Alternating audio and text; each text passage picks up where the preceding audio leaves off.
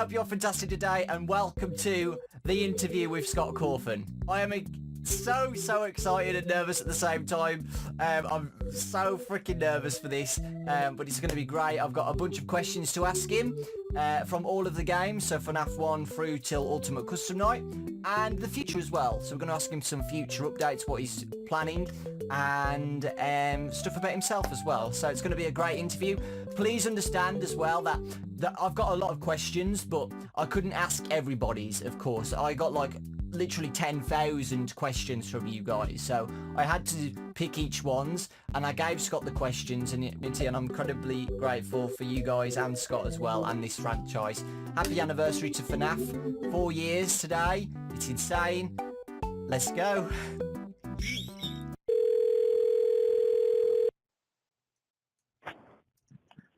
Hello? Hello.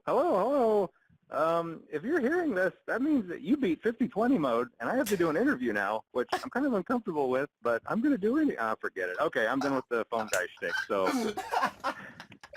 I was going to try and keep it going for a while, but no, I think I'll just end it right there. Yeah, no, that's perfect. That's perfect. So how are you doing today, Lewis? I am very scared and nervous, because, you know. No, that's crazy talk. Yeah, I've been a little anxious about this too, because you know, I tend to ramble on with my answers sometimes, but I haven't prepared any answers for this. I'm just going to try to speak from the heart and just talk about some stuff, and yeah, it'll be good. Yeah, awesome. Because today is the 4-year anniversary of Five Nights at Freddy's. So 4 years. It's crazy. Yeah, 4 years. And we'll just get straight into it. So the first game, so 4 years since Five Nights at Freddy's 1, we're going to go straight into that. So the first question I'd love to ask you, kick it off with, how did you think of the original designs of the animatronics? So the original gang. You know, the main three characters, Freddy, Bonnie, and Chica, those designs just kind of, I didn't really plan ahead like what animals they should be. Those three just kind of seemed natural to me for some reason. Mm-hmm. You know, the only one I really struggled with was trying to think of the fourth character. You know, who would be on the separate little stage kind of by himself. Yeah. And I'm trying to remember all the options that I originally was kind of debating between. I mean, one of the contenders was a fox, obviously, which ended up winning. The other one was a wolf. Another one was going to be a beaver, but then later I decided against that because I thought that was too on the nose from Chipper, so I decided against that. But yeah, actually, if I remember correctly, I really think that a beaver character was the front runner until I finally decided against him because of Chipper, and then went with the fox instead. Yeah. So Freddy was always going to be the original leader instead of Chipper. Yeah. Freddy was always going to be the main character. He was the first character that I made. Mm-hmm. It just came naturally. I didn't have to plan him out. I just knew that he was going to be a bear with a top hat, holding a microphone. Yeah. You know.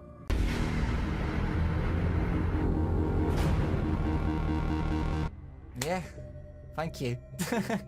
Just wanted to quickly plug that in. Good. I appreciate it. About Five Nights at Freddy's 2, how did you get the idea for, you know, changing the mechanics up a little bit? So the masks and the vents, you know, watching the puppet. You know, there wasn't a really in-depth planning phase. Mm-hmm. For like the overall feel of the games, like a lot of these were, I just kind of knew what they were supposed to be, or just kind of felt the way that the series should progress. Like I knew that part 2 should be chaotic. You know, part 2 should be, you know, a lot more chaotic than the first one. It should be just crazy. It should be overwhelming panic. Mm-hmm. And then I also knew, even at that time, before as I was working on part 2, I knew that 3 should be a very personal experience. It should be the opposite of what 2 was. You know, part 3 should be kind of one-on-one, and I knew that part 4 should be kind of unique as far as setting and things like that. And I knew that part 5 should be kind of high tech, and I even kind of already had color schemes picked out. Like I knew that part 5 should kind of be purples and blues. Yeah. I knew that 3 should be kind of green, and I knew that 2 should be kind of 2 should feel kind of industrial, which I think that it does. Yeah. But outside of that, I'm not really sure. And maybe there was more to it at the time, but you know, it all happened so fast, you know. Yeah. Did you have any scrapped content or anything for the game? Because some people mentioned the toxicity. Is that toxicity meter? Right. The toxic meter. I think, if I remember correctly, I think that the toxic meter was an early idea on just something so that players couldn't put the mask on and leave it on forever. Yes, leave it on forever. You know, I had the idea that if you put the mask on, this meter starts running out. Yeah. But I don't know. That didn't really seem to fit. Mm-hmm. I don't know. It just didn't seem to. It just didn't make quite as much sense. And so then the way that I solved it was, you know, obviously having the need to go and wind the music box every once in a while, and the fact that, you know, Foxy was immune to the mask. You know, so I came up with other ways that felt a little more natural than just putting on the mask and seeing a meter deplete. Like, oh, okay, I can only wear this for 5 seconds. It seemed a little too artificial. And it works perfectly anyway, so I don't think it was needed anyway because of what you've just said. The things that you've added. You're not going to always keep the mask on forever anyway, so... Yeah. Was there a reason why you decided to remove Toy Chica's beak after she left the stage to make her more creepy, right? You know, once again, I'm not entirely sure what my mindset was on that. I think it was just kind of a way to distinguish her stage presence Chica from now I'm a monster coming to get you. You know, like if she's entered attack mode or something. You know, once again, actually, I think maybe part of it is because, like, you know, a classic Chica, even on stage, was still kind of creepy looking, but the toy versions, just in their standing state on stage, weren't quite as creepy. I mean, I think Toy Bonnie still retains some of that, but like Toy Chica isn't really scary looking. Toy Chica by herself isn't very scary, I didn't think. And so removing the beak was just one thing to just kind of push it into, you know, making her look a little more uncomfortable.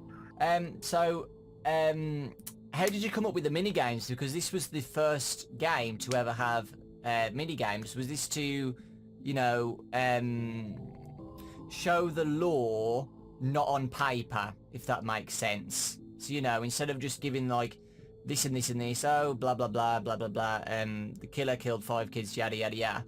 But instead you didn't show it on paper. You put into a mini game.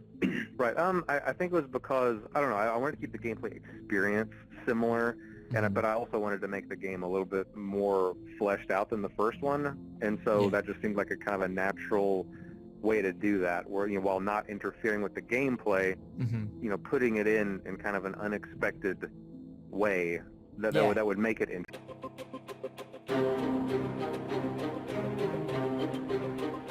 To Five Nights at Freddy's 3 then.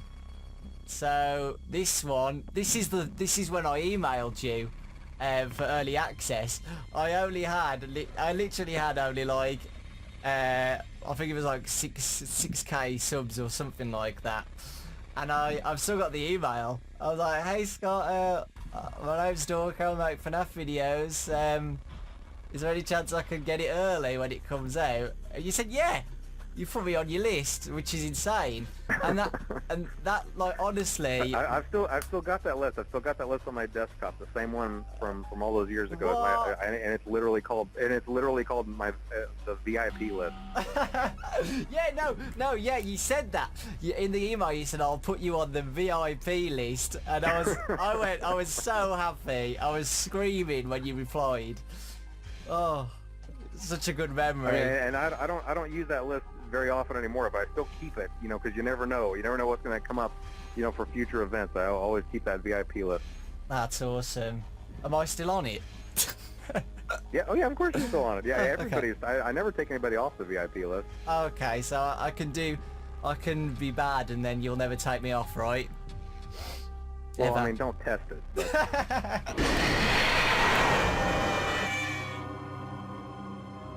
Awesome. That's interesting. Speaking about Five Nights at Freddy's 4, this was the next one.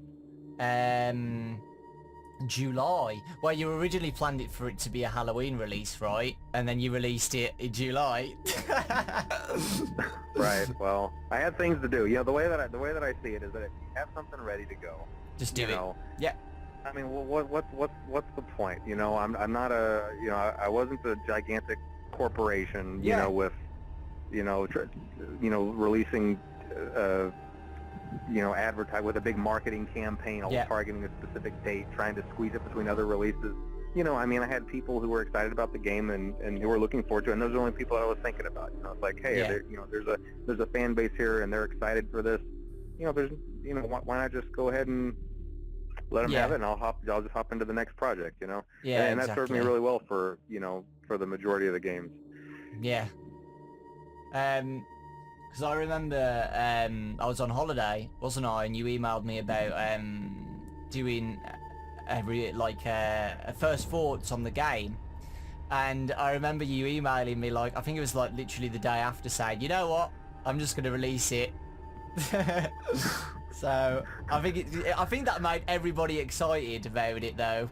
Like, everyone was like, right, we know what it's like now, Scott, please just release it now.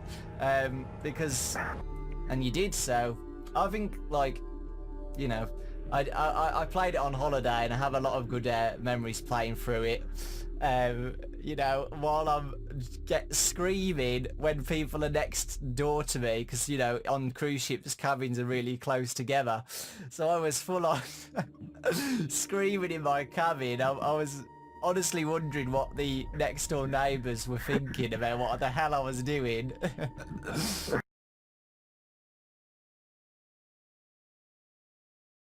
At the hospital fiasco, this was when FNaF World was on the scene. So why did you decide to change things up and make FNaF World? Well, I do have some reasons for why I made it, even though they're not, it doesn't mean it was a good idea. Just, you know, just because, I want to go ahead and get that out front, just because I had reasons for making it doesn't mean it was a good idea. But you know, one part of it was just that, I mean, you know, there's only so much that you can let your mind focus on, you know, murders and tragedy and stuff like that before it, you know, you kind of start cracking. Even if it's just stories that you're making up, there's only so much human suffering that the human mind can sit around and think about. And at that point, you know, I was 2 years in, you know, just fully committed to this grisly story of murders. And I had to make something more lighthearted. And in hindsight, what I should have done is, you know, I should have used that for a troll game, or I should have, you know, made something like, you know, Foxy Fighters. You know, I should have just done something that was obviously for fun and not tried to somehow tie it in to a canon game. You know, and that's obvious to me now. But like I'm saying, you know, like I was saying, I wasn't thinking completely rationally at the time. You know, and whereas, like I was saying, Five Nights at Freddy's 1 was the right game at the right time, FNaF World, that wasn't a good one. I feel like this was like the biggest change up in the franchise, because you added voice actors, you know, you went beyond the limits of Click Team to a lot of people, where, you know, you added a sense of free roam in this, like, huge location. Is that maybe why you decided to put voice acting in, to change things up a little bit? I think for Five Nights at Freddy's 1 through 4, I consider that all like one sitting for me. Like I sat down, I feel like I just sat down and made all 4 games in one sitting. Yeah. And it was only after that that I sat back and thought, you know, how can I improve upon this? How can I add something new? And so that's when I was, you know, entertaining new ideas in my mind.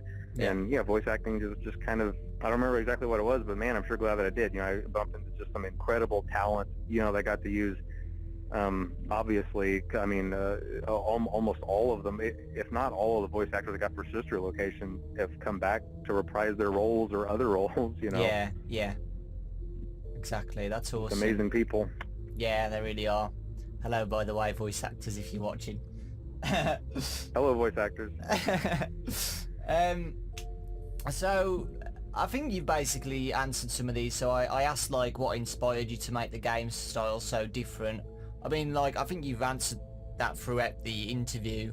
You just wanted to make something different compared to the others. So how were these two model and design? I think the Sister Location characters are probably were my favorite ones to model. I really like the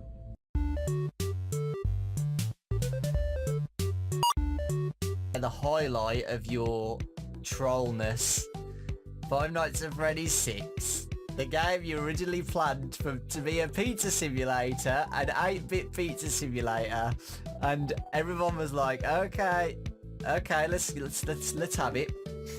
And you released the whole game without anybody knowing anything for a whole year. Like, why? Just for the surprise. Well, no, there actually was reasoning behind it. It wasn't just to be a troll, okay? And the reasoning was kind of complicated, and it was not a very fun. That was not a fun year. I mean, that was a game that was born out of necessity because I needed to kind of bring a conclusion to several events from the series. However, whenever I was in the early stages of it, and I think I'd released a very early idea that I was working on another game, but I think it was someone on Steam that just made a passing comment. It was just a passing comment. You know, nobody paid any attention to it. You know, he'd better not just start teasing the game like he always has been before. You know, because it's just not going to cut it anymore, or something like that. I don't know. It was just some passing comment, but it just made me start thinking. It's like this next game, I really can't do that. You know, I can't just do the same thing that I did before. I can't just start releasing teasers because for some reason at that time I just knew that if I went through another year of just releasing teasers, that would give everybody a lot of fatigue.